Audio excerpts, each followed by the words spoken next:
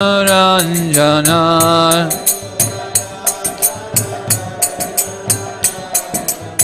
Yamuna Tira Vanachari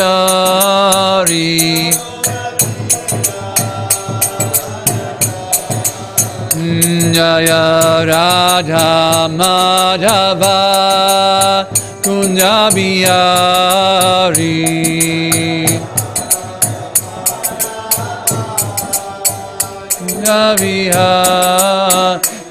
Hare Krishna Krishna Krishna Hare Hare Hare Rama Rama Rama Hare Hare Hare Krishna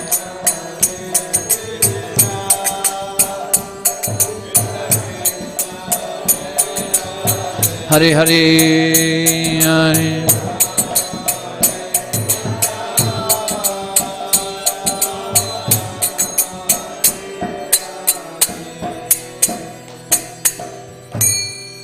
Shri Radha Madhava ki jai, Srila Prabhupada ki jai. Om Namo Bhagavate Vasudevaya.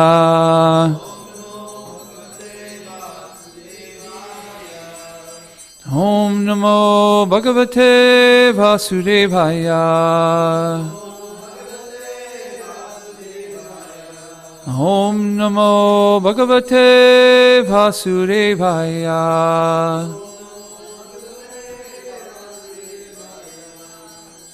Okay, if we can read the Sanskrit and the English of the invocations together, please.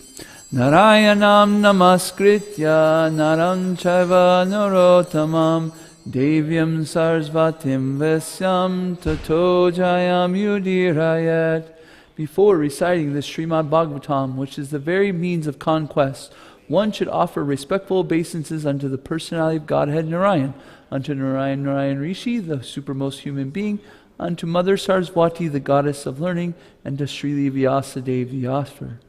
Nasta prayashavabreshu nityam bhagavata sevaya bhagavati utamasoke bhaktir bhavati naishtaki. By regular attendance in classes on the Bhagavatam and by rendering of service to the pure devotee, all that is troublesome in his heart is almost completely destroyed, and the loving service unto the personality of Godhead, who is praised with transcendental songs, is established as an irrevocable fact. Om Migantimarandasya Gananjana Shalakaya Chakshuran Mityam Yena Tasmai Shri Guruve Namah. I was born in the darkness of ignorance, and my spiritual master opened my eyes with the torchlight of knowledge. I offer my respectful obeisances unto him. Okay, Hare Krishna. Like we mentioned, we got Canto 3 here, chapter 19, text 31 through 38, so the rest of the chapter. Before we start with 31, we're going to, Maitreya, let's just have a little bit of context. We've been talking about, I'm just going to go a little bit farther in the context in the sense of that Maitreya Rishi speaking to Vidura, right? And how did Vidura come to speak to Maitreya Rishi? Who was he talking to before Maitreya Rishi? Uddhava, right? He met Uddhava, and he was asking so many beautiful questions to Uddhava, and Uddhava says, you know what? Hey, I think it's a good idea. There's a devotee close by, and I think it's a good idea that you go speak to him. And Srila Prabhupada explains in the purport that what Uddhava was seeing is that Maitreya Rishi was close by, and Maitreya Rishi was senior to him. So in respects to Maitreya Rishi, he said, I think you should go see him and talk to him. Although Uddhava was completely qualified to speak the rest of the stories of Krishna. So then Vidura meets Maitreya Rishi, and we start to talk about the stories that we've mentioned. So I won't go into the stories that we've mentioned because we've been talking about them, but I just wanted to give a little context because we're going to get more into Maitreya Rishi speaking here. Okay, text 31. Please. Then the rosary, as you've given us so many different reasons, Father. Can you talk a little bit about the role of the Mother of God, the Queen of Peace, in leading us to Sri Maitreya continued, the Prince of Peace? after thus killing the most formidable demon, Hiranyaksha, the Supreme Lord Hari, the origin of the boar species, returned to his own abode, where there is always an uninterrupted festival. The Lord was praised by all the demigods headed by Brahma. So he says an uninterrupted festival. So basically, it's not too much different than the Hare Krishna temple, right? You can get up, chant, sing, dance, eat, do it again, and do it again. Jai. Okay, next verse, please. Maitreya continued, my dear Vidura, I have explained to you the personality of Godhead, coming down as the first boar incarnation and killing in a great fight a demon of unprecedented powers, as if he were just a plaything. This has been narrated by me as I heard it from my predecessor's spiritual master. This starts to get a little bit into our theme, right? In this last part, he says, this has been narrated to me as I heard it from my predecessor spiritual master. Okay, next one. Sri Sutta Goswami continued, my dear Brahmana, Kshata, Vidura, the great devotee of the Lord, achieved transcendental bliss by hearing the narration of the pastimes of the Supreme Personality of Godhead from the authoritative source of the sage Kausharava Maitreya, and he was very pleased. Again, a little bit to the theme right here, right? Hearing from the right source. We're hearing that Vidura is hearing from the right source, Maitreya, because Maitreya has heard it correctly. And it's said that not only is it necessary to have the right teacher, but it's also necessary to have the right student. So when this right student and the right teacher come together, now we've got like a good opportunity for learning. Okay, let's move forward, please. What to speak of hearing the pastimes of the Lord, whose chest is marked with Srivatsa, people may take transcendental pleasure even in hearing of the works and deeds of the devotees, whose fame is immortal. And so what are those questions and what are those answers? What are the questions by the appropriate listener, and what are the answers by the appropriate what are the questions by the appropriate asker or the student, and what are the appropriate answers by the appropriate teacher? Well, they're about the transcendental pastimes of Lord Sri Krishna. 35. Please. The personality of Godhead delivered the king of the elephants, who was attacked by an alligator and who meditated upon the lotus feet of the Lord. At that time, the female elephants who accompanied him were crying, and the Lord saved them from the impending danger. So the story is the king of the elephants was in trouble. He was being bitten by the alligator. And not to get too much in the story, but the point here is that Krishna is so merciful that even the animals can take shelter of Krishna. What to think of people who have some intelligence by how to think of him, how to understand him more. Okay, let's move on to the next one, please. What grateful soul is there who will not render his loving service to such a great master as the personality of Godhead? The Lord Hari can be easily pleased by spotless devotees who resort exclusively to him for protection. Though the unrighteous man finds it difficult to propitiate him. Okay, let's move on to the next one, please. I think we'll go back to this one at one point. O Brahmanas, anyone who hears, chants, or takes pleasure in the wonderful narration of the killing of Hiranyaksha, demon by the Lord, who appeared as the first boar in order to deliver the world, is at once relieved of the sinful activities, even the killing of a brahmana. Mm. Next one. Yes, please. This most sacred narrative confers extraordinary merit, wealth, fame, longevity, and all the objects of one's desire. On the field of battle, it promotes the strength of one's vital organs and organs of action. One who listens to it at the last moment of his life is transferred to the supreme abode of the Lord, O dear Shaunaka. So devotees being attracted to Krishna's pastimes, they consistently and constantly want to hear about the Lord's pastimes. And so at the time of death, hearing them throughout their lives, they can't help but remember Krishna's pastimes. And this is the end of the 19th chapter of Canto 3. Okay, we'll move to our focus verse today, which is 33.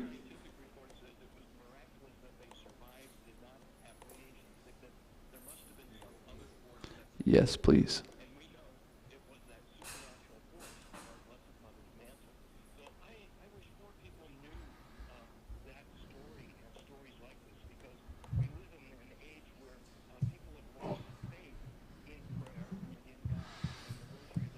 Okay.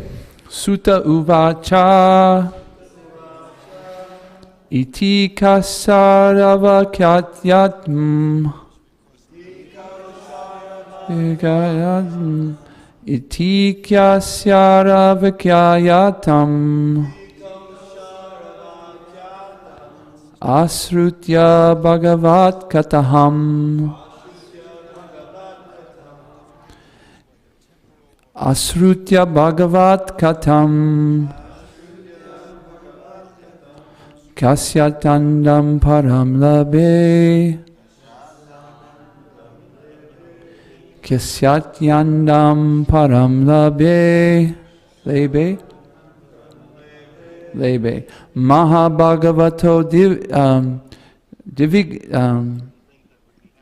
Dividya, right? Mahabhagavat Dividya Mahabhagavato Divija. I'm starting to, I'm reading Sanskrit enough that I'm starting to recognize, words in the thing. So I kind of get excited a little bit, to be honest with you. When I see it, I'm like, oh, Katam, that must be Krishna Kata. And I was like, yeah. And then Divija. Anyways, okay, can somebody please repeat? Sutta Uvacha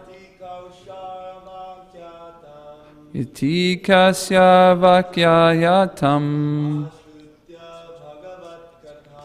Asrutya bhagavat katam Satyanandam param labe Mahabhagavato dvija Sutta uvacha Tishasaravakyatam Asrutya Bhagavat Katam Satyanam Param Labe Mahabhagavato Divija Sutta Uvacha Iti kasyara vakyatam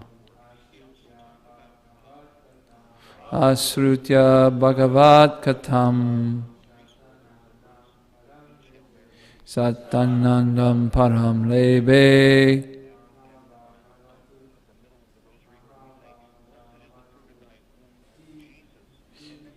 Divya Bhagavato Divya. Anybody else? Okay, word by word together, please. Sutta Goswami Uvacha said, Iti thus, Kasrava from Maitreya, son of Kasara, Akyatam told, Asrutya have hearing, about Katam the narration about the Lord, Satya Vidura, Anandam bliss, Param transcendental, Lebe, achieved. Mahabhagavata, a great devotee. Divijya, O Brahmana. Sankhya, Sanaka. Would somebody please read the translation? Sri Sutta Goswami continued, My dear Brahmana, Kshata Vidura, the great devotee of the Lord, achieved transcendental bliss by hearing the narration of the pastimes of the Supreme Personality of Godhead from the authoritative source of the sage, Kausharava, Maitreya, and he was very pleased. Purport, please. If anyone wants to derive transcendental pleasure by hearing the pastimes of the Lord, he must hear from the authoritative source, as explained here. Maitreya heard the narration from his bona fide spiritual master, and Vidura also heard from Maitreya. One becomes an authority simply by presenting whatever he has heard from his spiritual master, and one who does not accept a bona fide spiritual master cannot be an authority. This is clearly explained here. If one wants to have transcendental pleasure, he must find a person with authority. It is also stated in the Bhagavatam that simply by hearing from an authoritative source, with the ear and the heart, one can relish the pastimes of the Lord. Otherwise, it is not possible. Sanatana Goswami, therefore, has especially warned that one should not hear anything from the personality of the Lord. Sanatana Goswami, therefore, has especially warned that one should not hear anything about the personality of the Lord from the lips of a non-devotee. Non-devotees are considered to be like serpents. As milk is poisoned by a serpent's touch, so, although the narration of the pastimes of the Lord is as pure as milk, when administered by serpent-like non-devotees, it becomes poisonous. Not only does it have no effect in transcendental pleasure, but it is dangerous also. Lord Chaitanya Mahaprabhu has warned that no description of the pastimes of the Lord should be heard from the Mayavad, or impersonalist, school. He has clearly said, Mayavadi bhashya shuni lehaya sarvanasha. If anyone hears the Mayavadi's interpretation of the pastimes of the Lord, or their interpretation of Bhagavad Gita, Srimad Bhagavatam, or any other Vedic literature, then he is doomed. Once one is associated with impersonalists, he can never understand the personal feature of the Lord and his transcendental pastimes. Sutta Goswami was speaking to the sages headed by Shaunaka, and therefore he addressed them in this verse as Dvija, twice born. The sages assembled in Naimisharanya, hearing Srimad Bhagavatam from Sutta Goswami, were all Brahmanas, but to acquire the qualifications of a Brahmana is not everything. Merely to be twice born is not perfection. Perfection is attained when one hears the pastimes and activities of the Lord from a bona fide source. Srila Prabhupada ki jai. So in this purport, Srila Prabhupada says first, or not first, but in the beginning of it, it says, Maitreya heard the narration from his bona fide spiritual master, and Vidura also heard from Maitreya. So this is a system right here, right? That one person hears from a bona fide source, they learn, they share it with other people who's hearing it from a bona fide source. So what is this system called?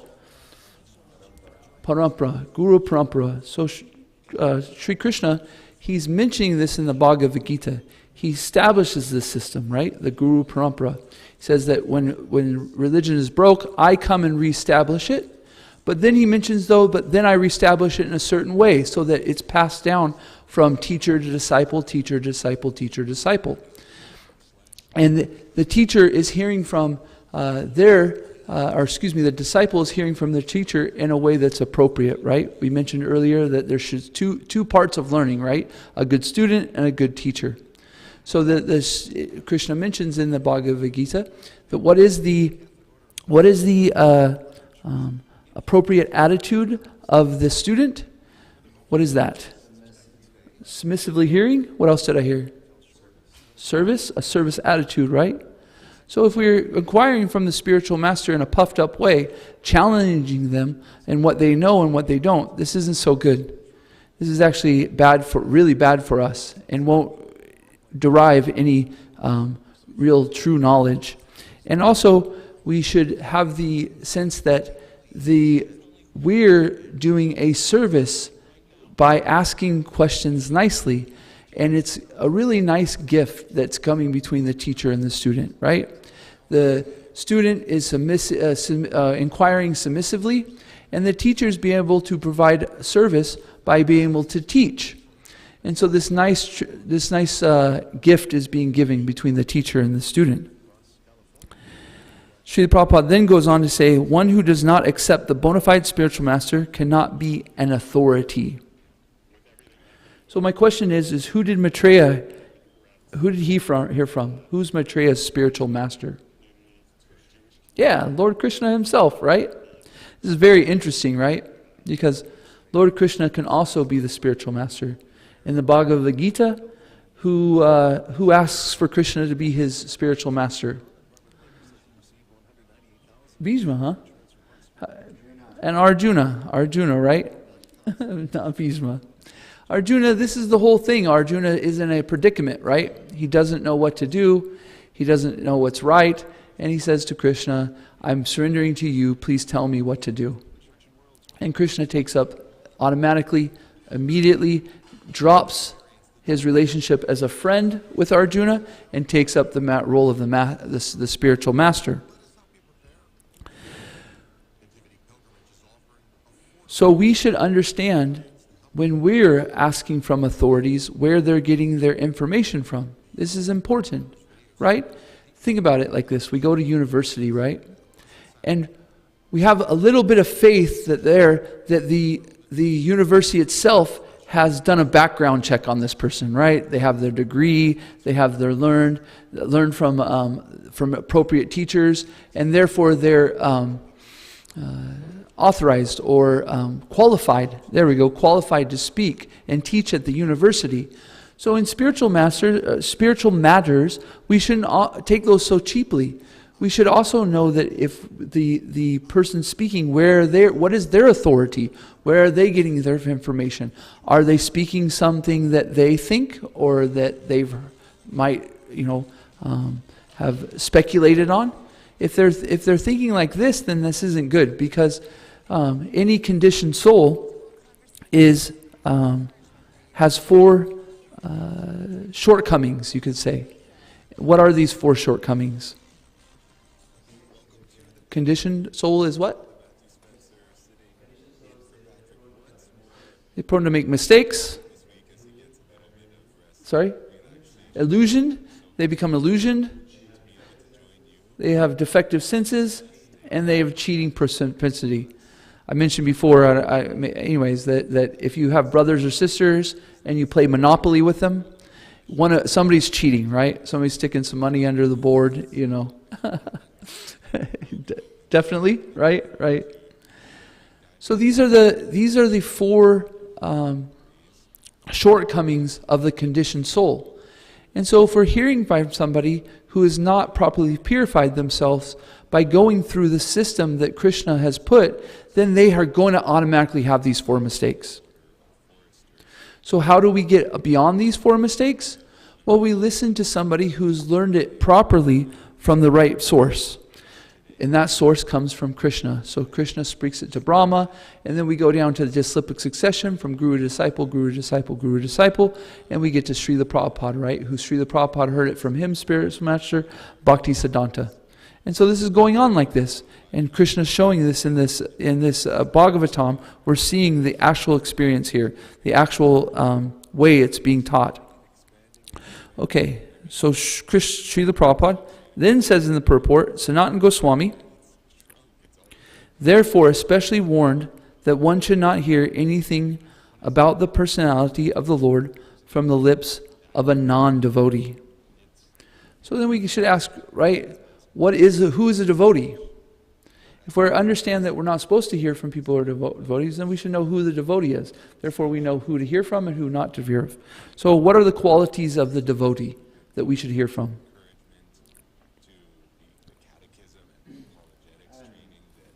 Yes.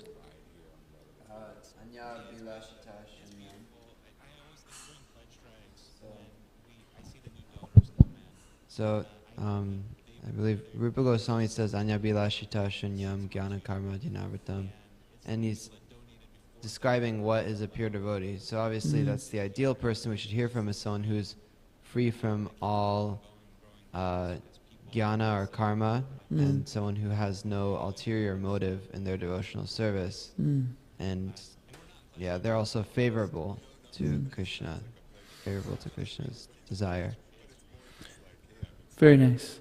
The devotees giving pure devotional service, this without a tinge of desire for their own sense gratification and their own pleasure. They're simply doing it for Krishna's pleasure. Any other qualities of devotees somebody can think of for the appropriate, to hear from appropriately?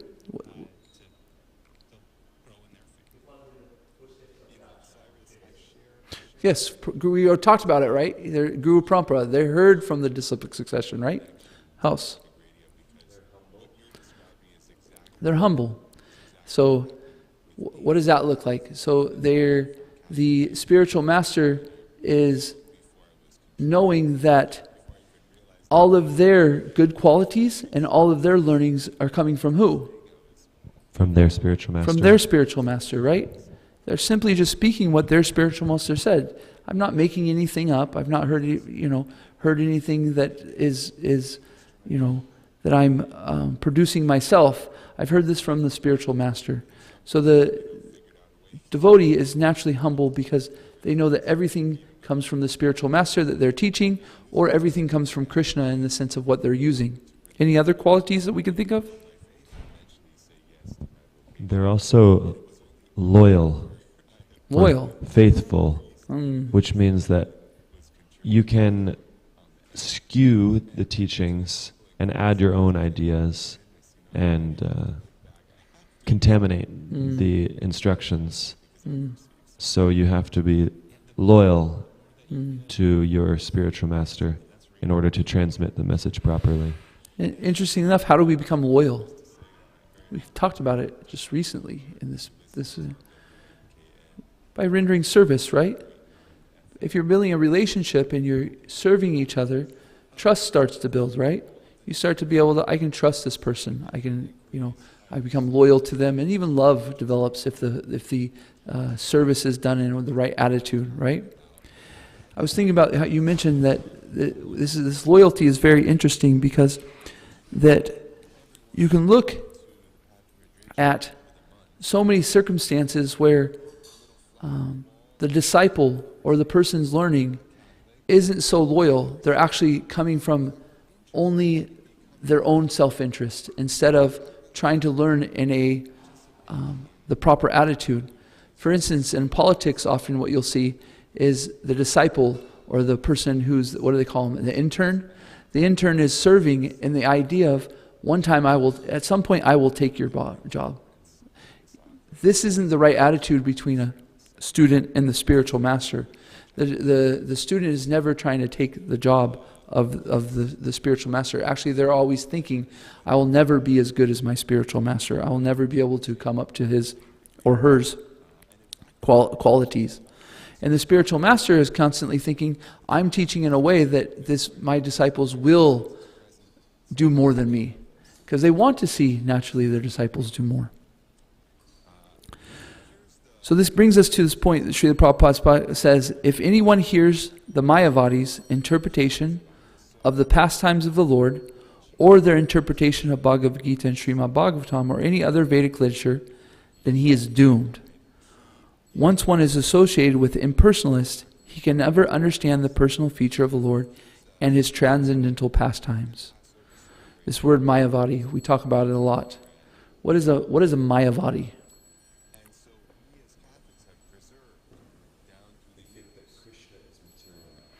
A Mayavadi thinks Krishna is material. So he's just, as you and I, he's taken a material body. What other understandings do we have of the Mayavadi? The supreme absolute truth is formless. And one can become God. This is kind of like the politician example, right? The impersonalists, the Mayavadi, when they take on the guru, actually there's a story of Srila Prabhupada. He's being helped up some stairs, or being helped up by one of his, what is it? Does anybody know? What is it? A hill? He's going up a hill that's like very steep, and one of his disciples gives them, Srila Prabhupada gives them his arm, and he helps Srila Prabhupada up the hill. And then once they get up the hill, Srila Prabhupada throws his arms off and says, I don't need your help anymore. And it's explained that Srila Prabhupada was explaining that this is the philosophy of the Mayavadi, because they're only using the Guru or Krishna to become Guru or Krishna. Once they've got what they wanted, you're nothing now. I'm just as good as you. You should, I'm good as Krishna. I'm as good as Guru. You're no longer needed. So in the sense we were talking about the politicians who's always thinking about taking the person's job, the Mayavadis are also thinking, I will become Guru. I will become Krishna. Any other qualities or thoughts about the Mayavadis? Yes.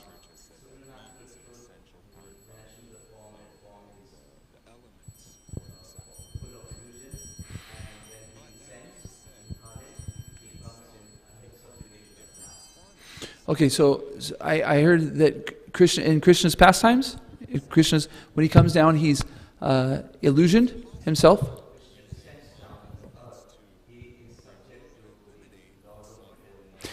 Krishna is subject to the laws of material nature, and that he comes down and he takes a material body just like ourselves. Yeah, I've heard it. So also I've heard it explained that in our philosophy, we understand that this material world, is it real?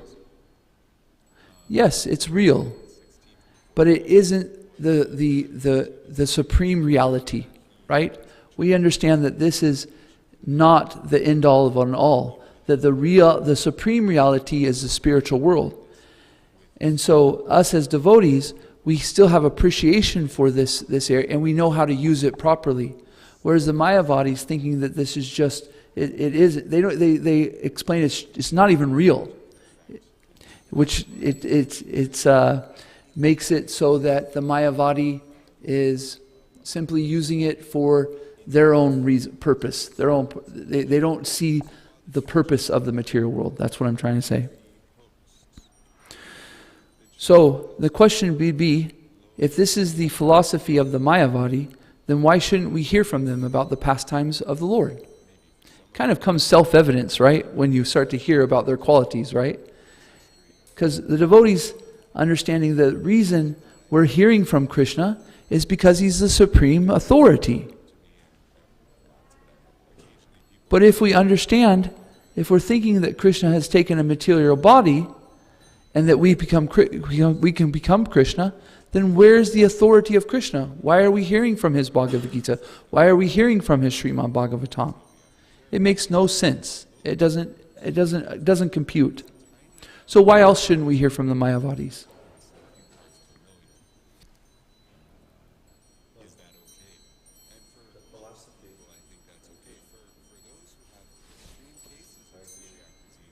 Hare Krishna. The philosophy doesn't make sense. Like, if God is the supreme, then how can he come under the control of illusion? Because that would mean that illusion is superior to the supreme, which would mean that the supreme was never the supreme. So it just, things like this, when you look at the philosophy, it doesn't make sense. Yeah, Krishna says in the Bhagavad Gita, Aham sarvasya prabhavo mata sarvam pravartate. Everything emanates from me. So if everything emanates from Krishna, how can he be subject to his own emanations? He's the supreme. It doesn't make sense also. So the thing about it though is that the danger of hearing from the impersonalist is that we have these experiences in this material world that are so hurtful. This material world is just kicking our bottom. What do I mean by that? I mean, just have a relationship. Try to have relationships, nice relationships in this material world. It's so difficult. So difficult. We can't help but think that we're the center, and that person's thinking we're center, and we butt our heads, and we go over and over. And then we do find some connection with that person, but then we can't find an ultimate connection with them, because that ultimate connection is with Krishna, but we're trying to find it, and we just keep on finding people that fall short of that expectation. And we fall short. And so this hurt keeps on hurting and hurting and hurting. And finally, what do? Forget this. Forget relationships. So the impersonalist philosophy is very predatory. Predatorial. They know that you are getting hurt and getting your butt kicked over and over and over. Excuse my phrase. Anyway, getting kicked and kicked and kicked. And so they come and say, you know what? The reason why you keep on getting kicked is because relationships aren't really where it's at. Where it's at is nothingness. Impersonalism. The energy of the Lord is the supreme, and then we're trying to have these relationships, and it's just awkward. So we should just go into an impersonal philosophy. But they have no understanding of the real reality, or the supreme, the spiritual world, the supreme reality. Because the devotee knows that the supreme reality, there are relationships going on nicely. There are people that are working together. There is bliss. There is complete happiness in relationships. So the devotee has heard from the right sources that about this supreme reality, the spiritual world, and they get to start to feel a taste. They get to hear that spiritual world, and they start to taste it. They start to say, you know, I want to know about that more. And they continue to hear from the proper source because they've heard it from. Excuse me. Okay, let me whoop. Go on. What I'm trying to say, or what I am saying is that we shouldn't become frustrated in this material world and start to think that there's no happiness in the relationships. There's no happiness like the experience that we're doing, because there's shortcomings in the material world. And so to go beyond that is to go to the spiritual world and understand that there are these relationships. I already repeated that, but what my point was is that we start to get a taste for those spiritual activities, those spiritual relationships through the authorized sources. From the spiritual master has heard it from the correct source. So I'm going to, actually, you know what? Excuse me. Let's see. Okay, I have a few more minutes here. So I wanted to talk about this, talk about Srila Prabhupada, and that he has learned this science, has learned this from the Guru Parampara, and he is the authority to hear from. And in his teachings, he's asking us also to become an authority. He's asking us to hear from this correct source, to hear from him, to hear his Srimad Bhagavatam, to hear his Bhagavad Gita, and learn it properly, to understand it, so that we can share it with others. As a matter of fact, if we could turn to the text 36 purport. This is where I was talking about, I think that we can come back to 36. I'd like to do this.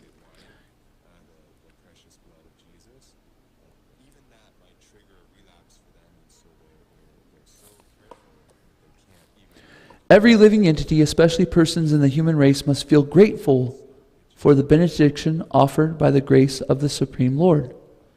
Therefore, anyone with a simple heart of gratefulness must be Krishna conscious and offer devotional service to the Lord.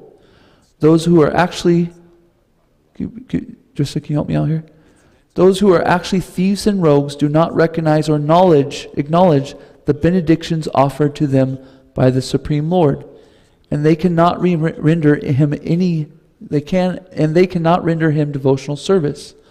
Ungrateful persons are those who do not understand how much benefit they are deriving by the arrangement of the Lord. They enjoy the sunshine and moonshine, and they get water free of charge, yet they do not feel grateful. But simply by going on enjoying these gifts of the Lord, therefore they must be called thieves and rogues. So why am I explaining this? I'm explaining that we're getting this from Krishna, but from the supreme, from the spiritual master, we are getting information of Krishna. And so our ultimate gratefulness to the spiritual master is hearing it properly, having the mood that we explained in the student, being, what do we say? I'll highlight a couple of them. Inquiring submissively and rendering devotional service from him. We get this information, we start to get a taste for devotional service, and we should share it with others. We shouldn't be thieves, we shouldn't be rogues, we shouldn't just be holding this, we should be sharing it with others. And this is what Srila Prabhupada has asked of us. I'd like to mention one last thing, and then we'll get to questions, so when I hear about this, I start to think about, am I doing this correctly? Do I have the right attitude? Am I following this process in a way that I'm starting to feel connection to the Supreme Person? Am I starting to feel connection to Krishna? And I've had this recent experience that I'd like to share. I threw out my back about a week ago, and it was really, really painful. I could hardly get out of bed. And then a couple days ago I wrecked, so I got a scooter. So anyways, not to go too much into it, I moved about a mile away from the temple, and I ride a little scooter instead of buying a car and gas and insurance and stuff like that. And I ended up wrecking the scooter while I had a back injury. I hit my head and I bruised my rib. And very, very painful. If you've had a broken or bruised rib, it's one of the worst pains, because sometimes you can't.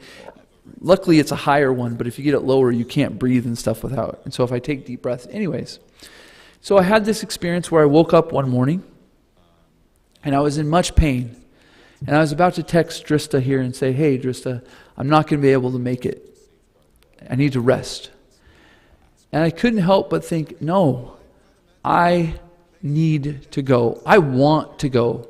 There's so much that I'm going to miss, and I want to experience this. And I'll tell you what, in my past, so many times I've had injuries or sicknesses where they do stop me from my duties. But because of Srila Prabhupada's mercy, at this moment, I got enough just to be like, no, I'm going. In that middle of that text, I said, you know what? And I deleted, and I pushed forward. And trust me, it was painful. But I started to think about it. Why am I pushing myself to go above and beyond what I normally would do? And it's because of Srila Prabhupada.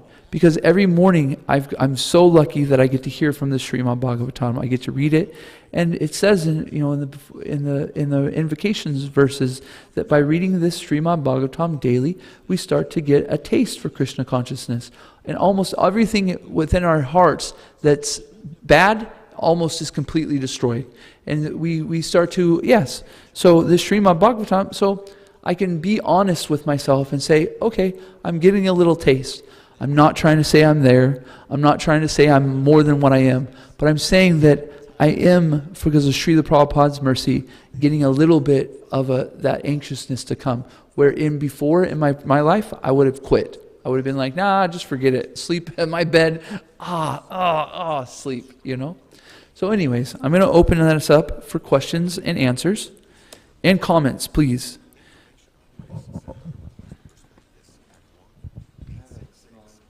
Comment. I've heard some devotees make this kind of case before and in some temples they have this very strict standard of who is able to lead kirtan, who is able to give class, who is able to cook, for example, and they have kind of the argument that the most advanced or the more advanced people should be the ones who are kind of leading the rest of the group, leading the rest of the kirtan or stuff like that. So I'm kind of wondering how, because it's almost saying something similar here, is that we should hear from those who actually have realization, hear from those. Yes. Yeah, and then when we have Nanda-braja on the Vyasa sonnet, really, I'm just playing. I mean, I'm not playing, but I'm just. And I guess I'm kind of wondering how to kind of balance that with also training people. Yeah. Or is that even the right perspective to have? Well, it's interesting because the student and the teacher have a relationship. And that relationship is the teacher wants the person to learn, and the student wants to learn with the blessings of the teacher. So if one of these are missing, it makes it very difficult.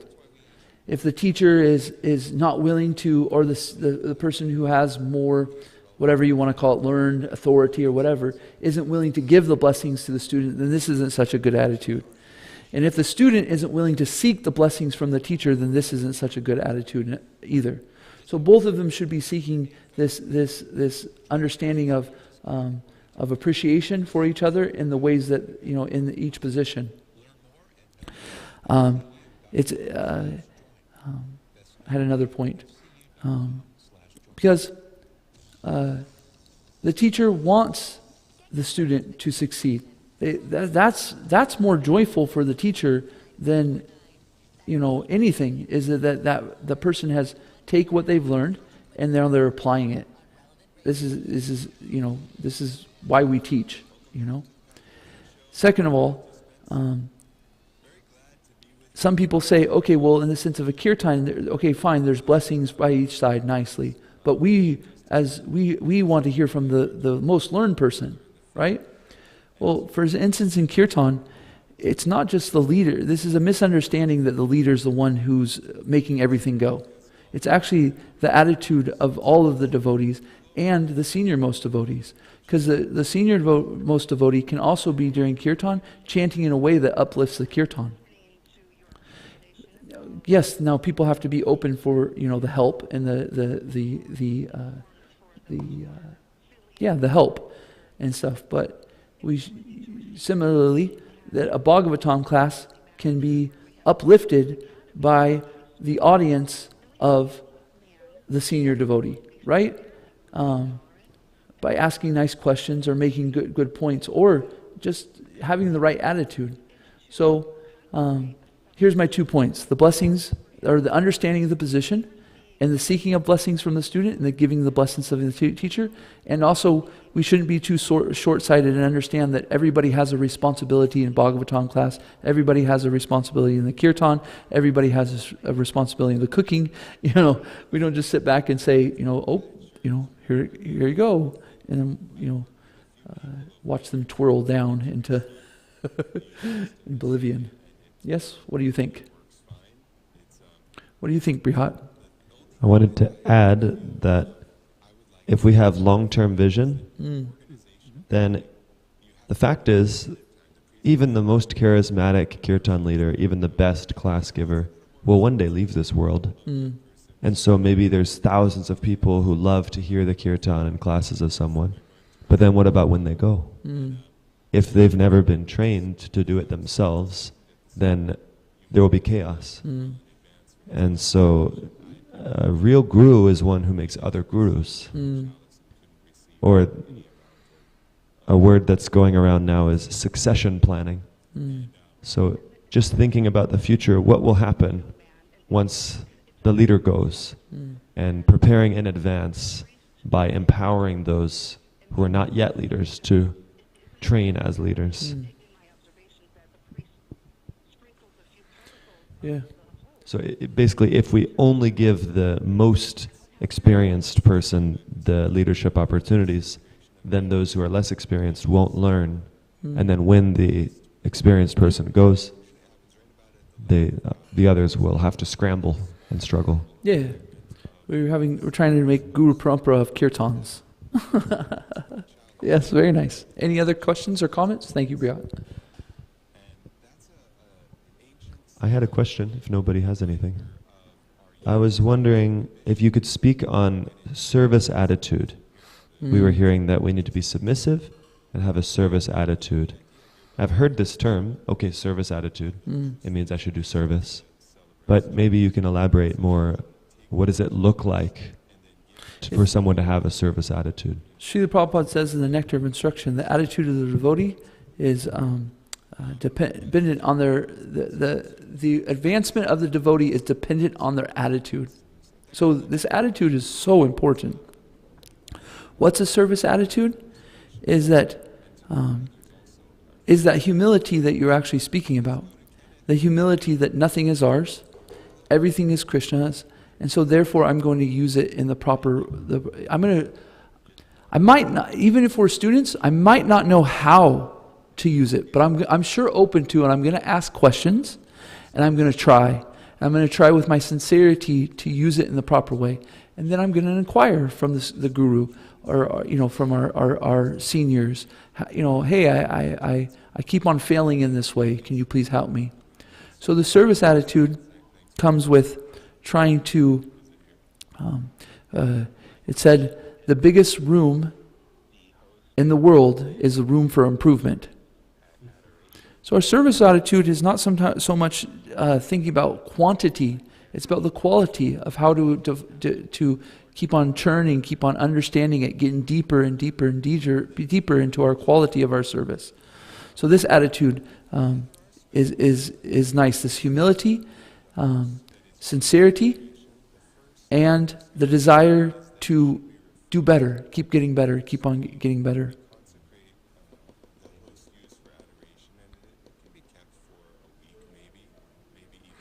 I'm thinking about the Nectar of Instruction, and also in the 6, Rupa Goswami gives us 6 things favorable for our Krishna consciousness, right? And one is enthusiasm, and Srila Prabhupada defines enthusiasm is endeavor with intelligence. So we don't just run around, we don't just throw things around, we don't just, sometimes you get into a just doing things mode, right? No, we should endeavor with intelligence. And that intelligence we understand is that we're doing it for Krishna. Next is confidence, right? We should have confidence that Krishna will help us in our service. So we're thinking about it, we're using our intelligence, and we also at the same time know that Krishna will give us the intelligence and that confidence to keep doing that service. And then we have patience, because sometimes we need to learn our lesson. We need to, Krishna's the ultimate teacher. So sometimes the lesson is gone through, is part of the lesson is the endeavoring through it, the going through it. This is Vigan, right? Actual realized knowledge, right? Vigan, right? We have Jnana, which is knowledge, and Vigan, which is the realized knowledge. There's a cool story about this. Bhaktivinoda Thakur was a judge, and in the first 5 minutes of any trial, he would write down the verdict and put it off to the side. And his deputy, or the person there, one day asked Bhaktivinoda Thakur, why don't you? I see that you write down the judgment in the first 5 minutes, but then it can be days or hours before you tell them. He goes, why? He goes, because they have to go through the process. Who would take my verdict if they didn't go through the process? So how can we learn what Krishna is teaching us if he just tells us? No, we need to go through the process. We need to go through it. And so sometimes we have to be patient, because in the process is the learning also, not just the end result, right, that we talk about, it's through the process. So these 3 things are very good for a service attitude, is being enthusiastic, confidence, and patience. Very, boom. Okay, that is 8:35. If there's any other questions, we have Prashadam, and we can talk about it then. Okay, Srimad Bhagavatam ki jai, Srila Prabhupada ki jai, Gaura Pramanande, Vanchikalpatarubhyascha, Kripa Sindhu Vyevacha, Patitanam Bhavibhyo, Vaishnavibhyo Namo Nama, Antikoti Vaishnavibhyo ki jai.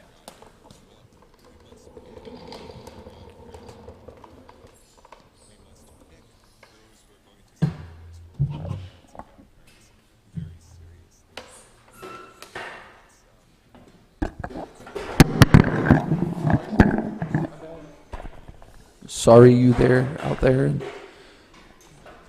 on the internet. This is broke. That's why.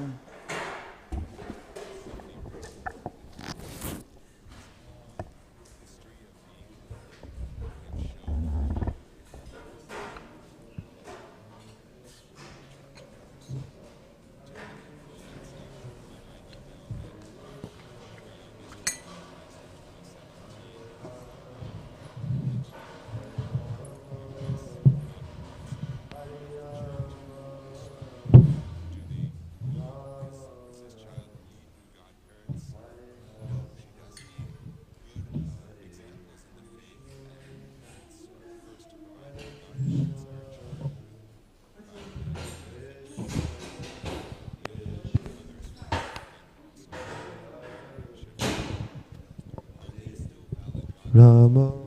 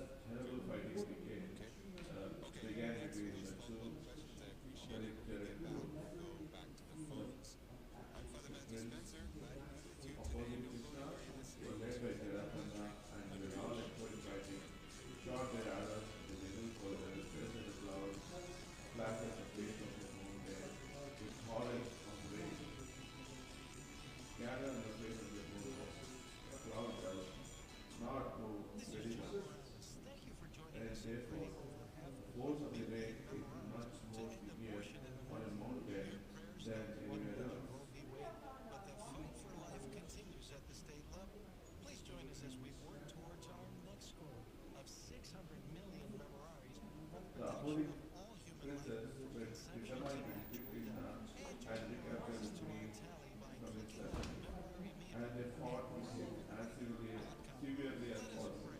Remember, O most gracious Virgin Mary, that never was it known that anyone who fled to thy Rukmini, protection seated by the side of or thy help Krishna, or saw arrows support raining from the was left unnamed. opposing Inspired party with this on the confidence, face I of fly Yesu's unto soldiers. thee, Virgin of Virgins, my mother.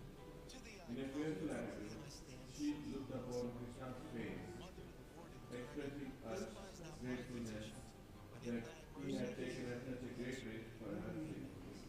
Support provided by Creative Planning. I'm Deacon Frank Riley of Creative Planning. Her eyes moving, she appeared sorry, and Krishna, who had immediately understand her mind, encouraged her with these words. My dear Rukmini, don't worry.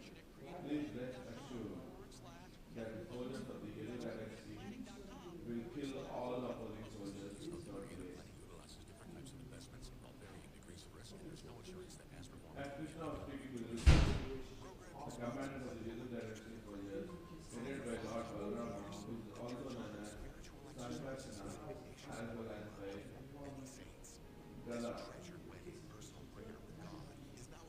Not always the fear attitude of the police soldiers, began to strike their horses, elephants, and chariots with arrows. As the fighting progressed, the princes and the soldiers of the enemy began to fall down from their horses, elephants, and chariots. Within a short time, millions of event flags decorated with elephants and earrings had fallen on the battlefield. The soldiers had been severed along with their bows and arrows and clubs, arms were piled upon arms, thighs upon thighs, and horses upon horses. Similarly, other animals such as elephants and antelope, as well as even soldiers, all fell with severe deaths. Sponsor, the Catholic Order of Foresters, is hiring new agents today. Visit When the enemy heard by the Japanese found that they were gradually being defeated by soldiers of Krishna, they thought it advised using their armies in the battle for the sake of Shishupala. Shishupala himself should have fought to rescue.